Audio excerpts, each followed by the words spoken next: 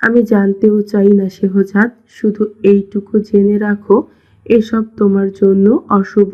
তুমি এসব থেকে দূরে দূরে থাকবে। আল্লাহ তোমাকে হেফাজত করুক। আমি এটা পুড়িয়ে ফেলতে যাচ্ছি। মা যেতেই শেহজাদের কপালে গভীর ভাঁজ পড়ে। এই বাহুবন্ধনী অপরূপার হাত থেকে পড়েনি তো? সায়রা ঘাটে বসে পা দিয়ে পানি নাড়তে নাড়তে বলল, অপা কোথায় গেল? ডুব দিয়েছে? সে কখন ওঠার নামগন্ধ নেই। হাত বেশিক্ষণ ভেজা থাকলে তো খুব ক্ষতি হবে। ঘুম থেকে তুলে অপরূপাকে সবাই গোসলখানায় নিয়ে এসেছে তাদের সাথে। গোসল করে নিলে তার ভালো লাগবে। ওর সারা মুখে তেল চটচট করছে। কে এভাবে তেল দিয়ে দিল? তাকে মনে মনে বেশ বকেছে অপরূপা। এভাবে কাউকে তেল দিতে সে দেখেনি। কপাল বেয়ে ছুঁয়ে ছুঁয়ে তেল পড়ছিল, তাই সেও গোসল করে নেবে ভাবল। যদিও হাতটা ভেজাল, ক্ষত শুকবে না, তারপরও কিছু করার নেই। মহলের নারীদের জন্য মহলের পেছনে গোসলখানা করা আছে, স্বচ্ছ জলপুকুরটি প্রাচীর দিয়ে ঘেরা। এদিকে কোনো পুরুষ মানুষের আনাগোনা নেই। মহিলাদের কণ্ঠস্বরও সেই গোসলখানার বাইরে যায়, তাই গোসলখানা নিরাপদ। কাপড় চোপড় বদলানোর জন্য আলাদা কক্ষ আছে। অপরূপা অনেকক্ষণ পর ডুব দিয়ে উঠল। শাড়ি চুল তার গায়ে লেপ্টে রয়েছে। ডুব দিয়ে উঠেই সবাইকে বিস্মিত চোখে তাকাতে দেখে ফিক করে হেসে বলল, ভয় পেয়েছো?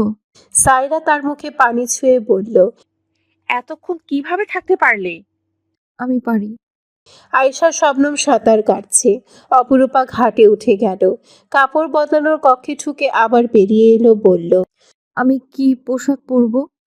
সোহিনী বলল, আপাতত তন্নি আপুর একটা পোশাক রেখেছি, ওটা পরো, তোমাকে ভালো মানাবে। তটিনী বলল। হ্যাঁ, ওটা কিন্তু একদম নতুন। কুময় টুনে এসে বলল। সায়রা বলল। যাচ্ছি যাচ্ছি। অপরূপা নতুন পোশাক গায়ে দিয়ে বেরিয়ে এলো। একটা খয়েরি রঙের পোশাক, সালোয়ার কামিজ আর রেশমি সুতোর ওড়না। তাকে কি অপূর্ব লাগছে পোশাকটাতে। একদম নতুন অপরূপা। তাদের অমন করে তাকিয়ে থাকতে দেখে অপরূপা বলল, খুব খারাপ লাগছে। ওভাবে দেখছো কেন সবাই? সবাই একসাথে ফিক করে হেসে উঠে হাতের পানি ছুঁড়ে ফেলল। অপরূপার মতনই লাগছে। অপরূপা হাত দিয়ে মুখে পানি পড়া আটকে ঘাটে নামতে নামতে ডান হাতের সাহায্যে তোয়ালে দিয়ে চুলগুলো মুছতে মুছতে বলল। চুল থেকে তেল সরেছে? ওভাবে কি কেউ তেল দেয়?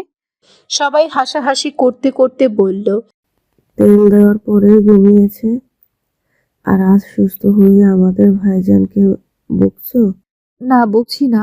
ওনাকে ধন্যবাদ দেওয়া প্রয়োজন।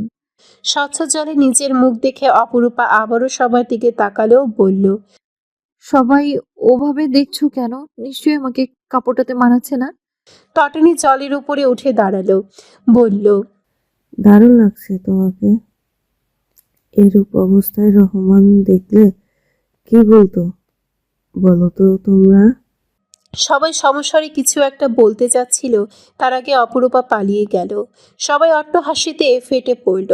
বোনদের কোনো সারা শব্দ নেই কোথাও। কুমু জানালো সবাই গোসলখানায় গিয়েছে। সাফায়েত এসে শেহজাদকে জানালো, ওরা কেউ নেই, রূপার কক্ষটাও খালি। আপনি এখন গিয়ে দেখতে পারেন ওরা কক্ষে কিছু পান কিনা। এখানে কিছু না কিছু পেতে পারেন। শেহজাদ তার পালিত খরগোশ দুটিকে খেতে দিয়েছে সবে। সাফায়েতের কথায় দাঁড়িয়ে পড়ে শেহজাদ, বলে, তুমি বারান্দায় থাকো, কেউ এলে সাবধান করবে। কেউ নেই, যেতে পারেন। শেহজাদ বেরিয়ে পড়ল। রূপার কক্ষটির সামনে গিয়ে থামল। কেউ নেই দেখে ধীর পায়ে কক্ষে প্রবেশ করে সাবধানে তন্ন তন্ন করে খুঁজল কিছু পাওয়া যায় কিনা। যা পেল তা পকেটে ঢুকিয়ে নিল। বেশ কিছুক্ষণ পর পেছনে পায়ের শব্দ শুনতে পাওয়া গেল। চোখ ফেরাতেই পর্দার পেছনে পা জোড়া দেখতে পেল। মেয়েটার পরনে খয়েরি রঙের সালোয়ার। চুল থেকে হয়তো পানি পড়ছে, তাই মেঝে ভিজে যাচ্ছে। সালোয়ার কামিজ যেহেতু পরা, তার মানে বোনরা কেউ।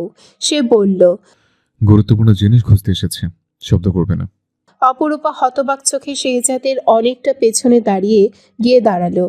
এত বড় একজন মানুষ কিনা তার ঘর হাতাচ্ছে। কোনো শব্দ না পেয়ে শেহজাদ সামনে ফিরতে অপরূপাকে দেখে হকচকিত হয়ে শটান হয়ে দাঁড়িয়ে পড়ল। অথচ তাকে দেখে বোঝার উপায় নেই সে হকচকিয়ে গিয়েছে। সগর্বে দাঁড়িয়ে থেকে আঙ্গুল দিয়ে কপালের এক পাশ ঘষে কেশে উঠে জানালার দিকে তাকাতেই দেখল সাফায়াত কপাল চাপড়াচ্ছে আর মাফ চাইছে। অপরূপা সন্দিহান দৃষ্টিতে তাকিয়ে আছে। তার চেহারা শান্ত স্বাভাবিক। শেহজাদ তার চোখে এক পলক তাকিয়ে পাশ কাটিয়ে চুপচাপ বের হয়ে যেই সাফায়াতের কান টেনে ধরল, ঠিক তখনই বাকিরা এসে উপস্থিত। তটনি বলল, আরে ভাইয়ার কান টেনে ধরলে কেন? কি হয়েছে? শেহজাদ কান ছেড়ে দেয়, দৃঢ় গলায় বলে, না, কিছু না। পেছন থেকে অপরূপা বলল, উনি কক্ষে কিছু খুঁজছিলেন।